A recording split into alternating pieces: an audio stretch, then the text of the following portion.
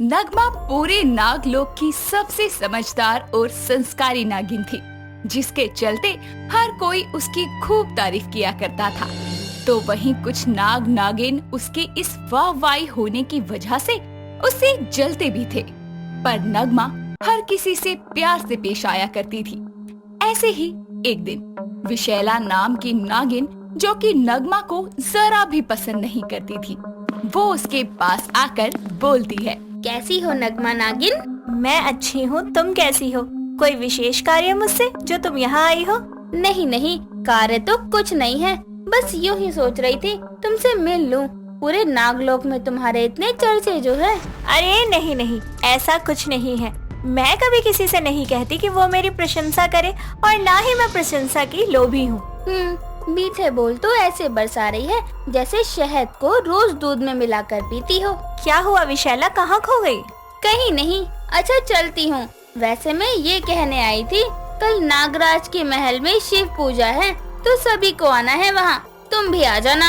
हाँ ठीक है, मैं एकदम समय पर पहुँच जाऊंगी और शिव को अर्पित करने के लिए सुंदर मोगरे के फूलों की माला भी लाऊंगी। नगमा की बात सुनकर विशैला वहाँ से चली जाती है और कुछ दूर जाकर वो खुद से बोलती है।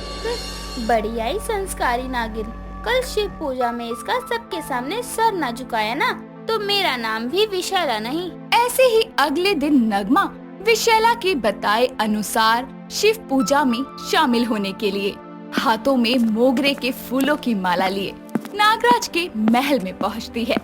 विशैला नगमा को देखकर उसे किसी तरीके से नीचा दिखाने के लिए अपने मन में तरह तरह की योजनाएं बनाने लगती है।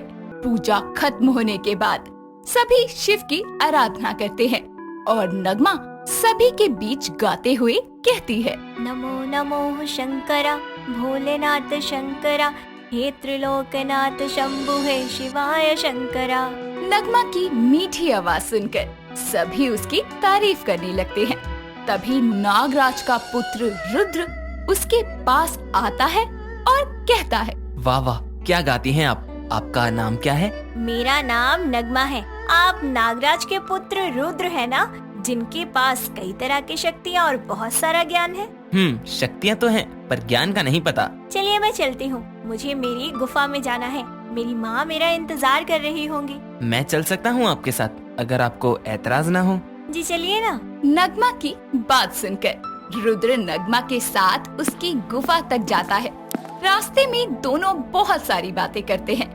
नगमा पहली बार में ही रुद्र के दिल में उतर गई थी। वक्त बीतता है, नगमा का सभी से प्यार से बात करना, हर किसी से हंस के मिलने वाला स्वभाव रुद्र को उसका दीवाना बना देता है। वो रोज किसी न किसी बहाने से नगमा से मिलने लगता है।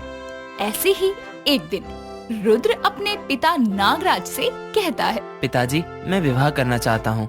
मुझे एक नागिन से अत्यंत प्रेम हो गया है। कौन है वो पुत्र? पिताजी, वो नगमा है। वो मुझे बहुत पसंद है। उस जैसी संस्कारी नागिन मैंने आज तक नहीं देखी। यहाँ तक कि शक्ति और संस्कार दोनों ही उच्च हैं उसके। बात तो तुम सही कह रहे हो पुत्र। ठीक है, मुझे भी नगमा से तुम्हारा विवाह कराने में कोई आपत्ति नहीं है। कल ही नगमा और उसकी माँ को बुलाकर हम दोनों के रिश्ते की बात करते हैं। शुक्रिया पिताजी। नागराज और रुद्र की सारी बातें छुपकर विशैला सुन लेती है और खुद से कहती है। नहीं नहीं, ये नहीं हो सकता। हमेशा से रुद्र को मैंने चाहा है, मेरे सिवा उसे किसी का नहीं होने दूंगी। रुद्र का विवाह केवल मुझसे होगा और किसी से नहीं। ऐसे ही अगले दिन नागराज नगमा और उसकी माँ मोहना को महल में बुलाते हैं, जिसके बाद नागराज उनके समक्ष रुद्र और नगमा के विवाह का प्रस्ताव रखते हैं। मोहना अपनी बेटी के रिश्ते के लिए हाँ कह देती है। नागराज पूरे नागलोक में रुद्र और नगमा के विवाह का ऐलान कर देते हैं। दिन गुजरते जाते हैं। ऐसे ही एक दिन रुद्र नगमा से मिलने के लिए उसकी गुफा में जाता है, जहाँ वो देखता है कि नगमा किसी नाग की बाहों में लिपटी हुई है। ये देखकर रुद्र को बहुत ठेस पहुँचती है। तभी नगमा उस नाग से कहती है। अब तुम देखना, जल्द ही मेरा और रुद्र का विवाह हो जाएगा। वैसे भी मैंने अपने संस्कारों का ये ढोंग दिखाकर सबका दिल तो पहले ही जीत लिया है। अब बस मैं जल्दी से नागरानी के पद पर बैठ जाऊं, क्योंकि नागराज के बाद रुद्र ही नागराज के पद पर बैठेगा और उसके पत्नी बनूंगी मैं, तो मैं हुई नागरानी और फिर एक एक करके उन सबको अपने रास्ते से हटा दूंगी।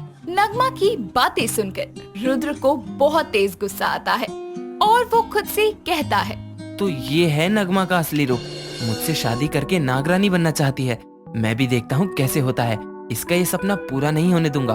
विवाह के मंडप में ही मैं इसका सारा सच सबके सामने लेकर आऊंगा और इसका ये संस्कारी ढोंग खत्म कर दूंगा। इतना कहकर रुद्र वहाँ से चला जाता है।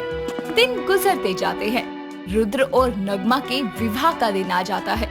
नगमा दुल्हन के लिबास में सजी हुई, हाथों में वरमाला लिए हुए रुद्र की तरफ कदम बढ़ाने लगती है और जैसे ही नगमा रुद्र के गले में माला पहनाने लगती है, तभी रुद्र बोलता है, रुक जाओ नगमा, मैं तुमसे विवाह नहीं करना चाहता। तुम मेरी पत्नी बनने के योग्य नहीं हो। ये क्या कह रहे हो तुम? मैं तुमसे प्रेम करती हूँ, तुम मुझसे प्रेम करते हो। इस मिलन के लिए, इस वक्त के लिए हमने कितना इंतजार किया है और आज तुम मना कर रहे हो। हाँ, क्योंकि मैं जान गया हूँ कि तुम्हारा असली चेहरा क्या है। तुम कोई संस्कारी नागिन नहीं, बल्कि एक चरित्रहीन और धोखेबाज नागिन हो, जो मुझसे शादी केवल नागरानी के पद के लिए कर रही है। मैं तुमसे नहीं, बल्कि अपनी मित्र विशैला से विवाह करूंगा। ठीक है, कर लो विवाह जिससे तुम्हें करना है, लेकिन उससे पहले मैं तुम्हें कुछ दिखाना चाहती हूँ। इतना कहकर नगमा सभी के सामने अपनी शक्तियों से एक दृश्य प्रदर्शित करती है, जिसमें साफ नजर आता है कि किस तरह रुद्र के आने से पहले विशैला नगमा का रूप लेकर नगमा की गुफा में एक नाग के साथ जाती है और रुद्र के दिल में नगमा को लेकर जहर भर देती है। ये सब देखकर सभी नाग नागिनों के होश उड़ जाते हैं। तभी नगमा बोलती है, रुद्र के जाने के बाद जब मैं अपनी गुफा में आई तो मुझे वहाँ विशैला के इत्र की खुशबू महसूस हुई, जिसके बाद मैंने अपनी शक्तियों से इस सारे सच का पता लगाया। क्योंकि मैं हमेशा से रुद्र को चाहती थी, पर वो पहले ही नजर में नगमा को चाहने लगा, उसे दिल दे बैठा, जो मुझसे बर्दाश्त नहीं हुआ। पूरे नागलोक में संस्कारी नगमा के चर्चे थे। बाकी नाग नागिनों को तो जैसे सब भूल ही गए थे, इसलिए नगमा को सबकी नजरों में गिराने के लिए मैंने ये सब किया। विशैला, मुझे पाने के लिए तुम इतना नीचे गिर जाओगी, ये मैंने कभी नहीं सोचा था। शर्म आती है मुझे ये कहते हुए कि तुम मेरी मित्र हो। नागराज का पुत्र होने के नाते मैं तुम्हें इस गलती का दंड दूंगा। एक नागिन के चरित्र को लांछित करने के जुर्म में तुम्हें नागलोक से हमेशा के लिए निष्कासित किया जाता है। ऐसा मत कीजिए। माना कि विशैला ने जो भी किया वो गलत था, लेकिन उसके नजरिए से देखा जाए तो वो भी ठीक था, क्योंकि उसका मन भी पीड़ा भाव से भरा हुआ था, जिस वजह से उसने ये गलत कदम उठाया। जिसके बाद नगमा सभी को समझाती है और विशैला को उसकी गलती सुधारने का एक और मौका दिया जाता है। साथ ही रुद्र भी नगमा से माफी मांगता है, जिसके बाद हंसी खुशी उन दोनों की शादी हो जाती है।